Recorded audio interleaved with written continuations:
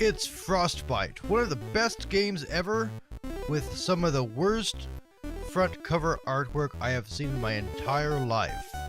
So first off, you've got this like blonde dude kind of daintily skipping over these icebergs with a coy expression, while a polar bear with a bent fork and knife in the background kind of just stares on in awe. And then you got the fish kind of popping up, and what the hell is even going on here? I mean, is the bear in the Matrix? Is that why he's got bent silverware? I mean, who knows? And the copy on the back cover is really hilarious as well. I think pretty much unintentionally. I mean, they're trying to be funny, but check this out. Far beyond the Northwest Territory, icebergs crack, and the wind chill factor is minus 40 degrees. This is the land of Eskimos and igloos, of polar bears and frozen toes. This is the home of Frostbite Bailey. Part survivor, part architect, part nuts. He eats raw fish for sustenance, but really dines on danger.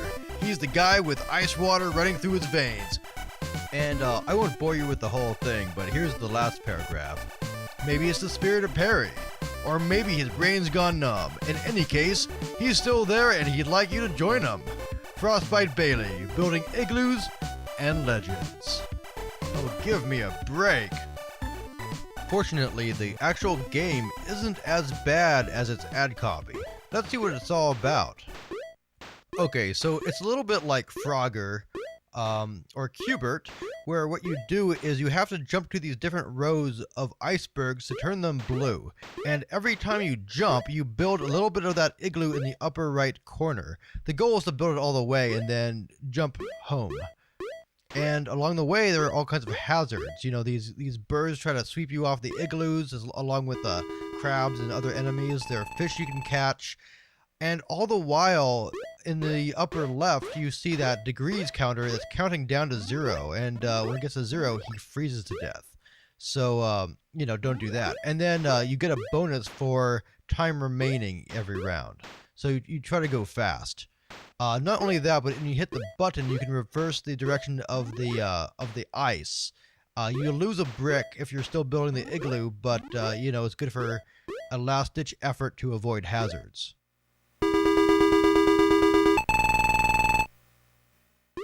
Now, in the earlier stages, you can go up to the top of the screen with no penalty, but in the later levels, there's this bear that'll chase you away if it catches you.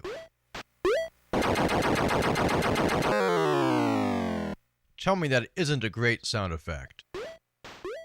The game knows how to keep things fresh, so, you know, some of the stages the enemies are in triplets, they have different spacings, different formations. I mean, look at the behavior of the crabs and how it compares to the geese. They're very different. And then the ice kind of morphs too. You know, you have these stages where the ice goes from being this really long bar to these narrow platforms. You know, it kind of morphs. Pretty neat stuff. You know, it would be pretty neat to see this kind of effect on a Commodore, much less an Atari 2600.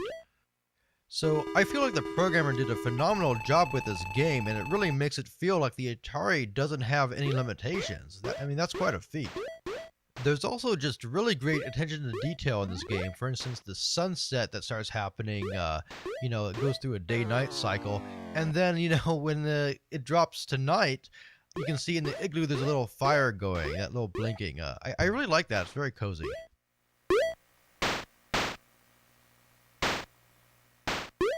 You may have noticed that when you've built the igloo, you can change direction without any penalty. And you'll really want to master that because you'll need to use that to fake out the bear so you can get to your igloo. There's a few other secrets to master too. For instance, you can actually jump through enemies as long as you're not touching the ground. So you can kind of do a hook jump, you can maneuver in midair.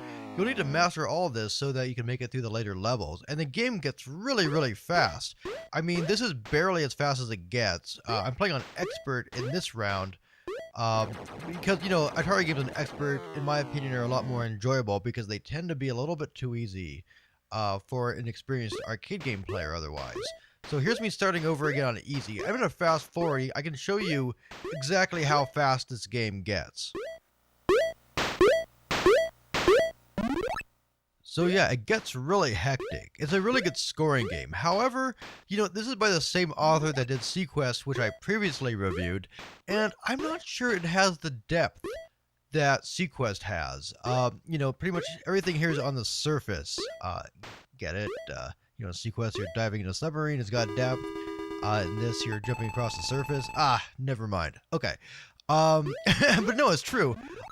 This game is a very fast, Twitch-oriented arcade game. Sequest has a little bit more planning, where in Sequest you can kind of decide to skip ahead a level or not, and that's part of the scoring. In this, you just kind of try to survive and not die. And they're both really fun. I think this game has a lot more elements for survival than Sequest does.